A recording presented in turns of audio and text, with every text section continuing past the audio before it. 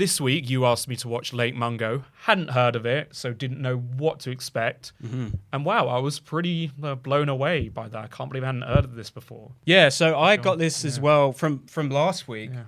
We reviewed a film that I also got inspiration to watch from our YouTube comments. Someone said, "Oh, you need to watch Bring Her Back. It's amazing." And neither of us were particularly fond of that movie, but at least we gave it a watch and gave you a review. But a lot of people, because in particular, I'm a massive fan of Blair Witch Project, weirdly is one of my favorite films. I know that sounds funny because of how, low budget and kind of bad it looks, but I still think it's a brilliant movie.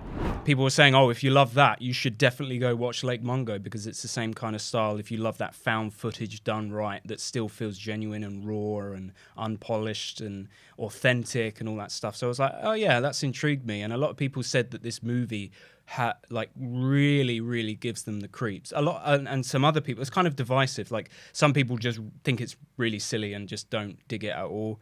And I was more tilted towards the being creeped out. I thought it was damn creepy. I don't think it was. I don't think it blew me away or anything like that. But I still really admired the filmmaking in this movie. Oh, same. I think it's really clever. And I just think within the landscape of horror, found footage, I mean, maybe not so much now, but definitely around the time this film was released, it was really oversaturated and quite overdone. Yeah. Because after Blair Witch Project, that was that was a revolutionary film within the genre. The industry kind of didn't really know how to react to that. They took the wrong lessons from the Blair Witch Project when trying to make other found footage horror films. And I think that's why I enjoyed this so much. Yeah. Because it understood how that genre can be effective. I mean, firstly, I thought the performances were fantastic because it's really hard to do naturalism, especially when you're faking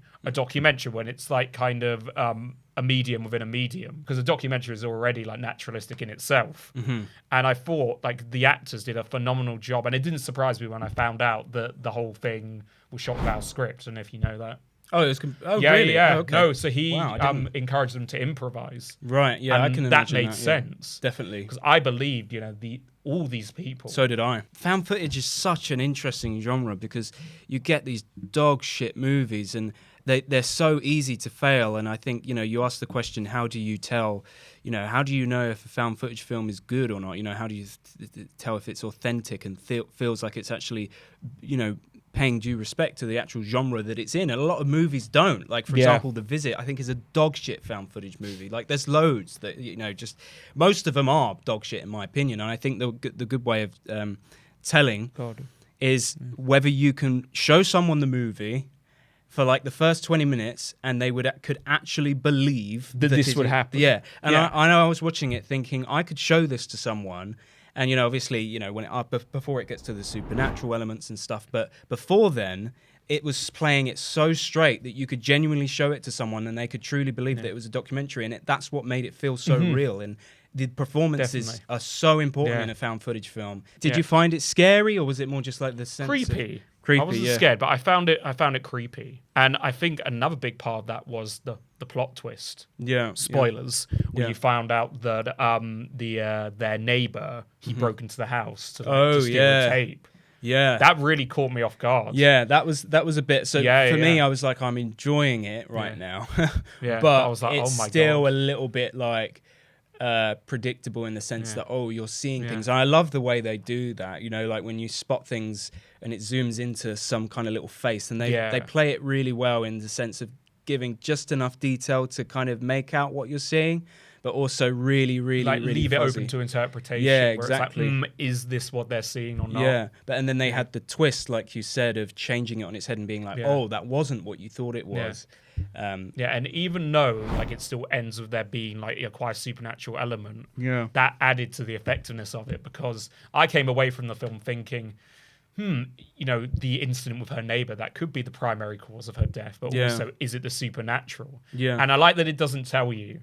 It lets you make up your own mind. Yeah. Because, in horror, subtlety and nuance is it's hard to do. Yeah, 100%. Especially within that genre. Yeah. I honestly think this film is like the Paranormal Activity sequels, and kind of like Paranormal Activity, even though it is the best one, in the context of other found footage films, it's still pretty... I think the acting in Paranormal Activity is terrible. Horrendous. No, but I'm saying in the context of the genre, yeah. the first one is still the best. Yeah. But I feel like this is Paranormal Activity if they actually understood the genre they were in and why it worked. Yes, exactly. And they weren't just looking for bloody cheap, jump scares. And it's not the case of just putting a camera as like a CCTV and just pulling some shit on fishing line, which is essentially what Paranormal Activity is. The only criticism I have of this film, and it wasn't even a big one, it a lot of the time didn't affect my enjoyment. And this comes back to something we've discussed before, is the use of music within the horror genre. I felt at points the score did take away from it. You're right, okay. Just at certain moments. Yeah, I can see that. Because that makes sense.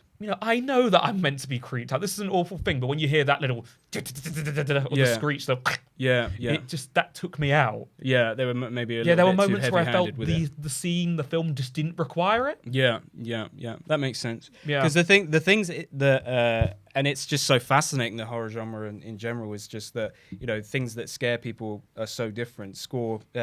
Gore scares people, supernatural things scare people, true crime scares people. With me, it's how you're viewing this. That's what found footage is all about. How are you viewing this story? Through what lens? How is the story being told?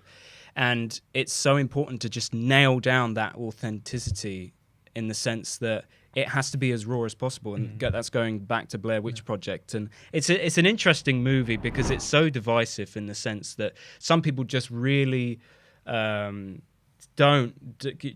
understand it at all, and I kind of I get that in terms of what it's trying to say, or like just in terms of how could you possibly enjoy this movie? It's dog shit. It's just a mess. It's just someone carrying a video camera in the woods and just messing around, right?